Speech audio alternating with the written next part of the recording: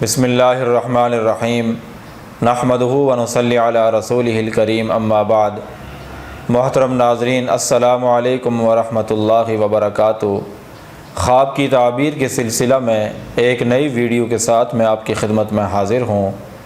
آج کی یہ ویڈیو خواب میں سرکہ دیکھنے کی تعبیر سے متعلق ہے، تو شروع کرتے ہیں آج کی یہ ویڈیو۔ حضرت ابن سیرین رحمۃ اللہ علیہ نے فرمایا ہے، خواب میں سرکہ دیکھنا صاحب خواب کو مال حلال ملنے کی علامت ہے، جو صاحب خواب نے تقوی اور پرہیزگاری کے ساتھ کمایا ہوگا، جس میں صاحب خواب کے لیے انتہائی برکت ہوگی۔ خواب میں سرکہ کھانے کی تعبیر بھی بہت اچھی ہے، چونکہ نبی صلی اللہ علیہ وسلم کا فرمان ہے، بہترین سالن سرکہ ہے۔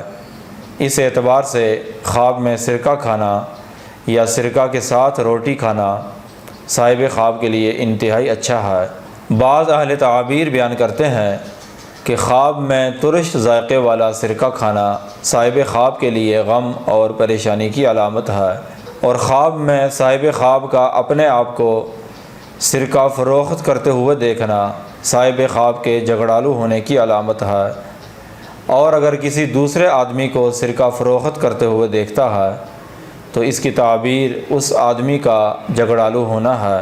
یہ تھی خواب میں سرکہ دیکھنے کی مختلف صورتوں کی تعبیر۔ اگر آپ بھی کسی خواب کی تعبیر جاننا چاہتے ہیں تو اس ویڈیو کے نیچے کمنٹ کریں یا ہمارے واٹس ایپ نمبر پر رابطہ کریں۔ وآخر دعوانا ان الحمد للہ رب العالمین۔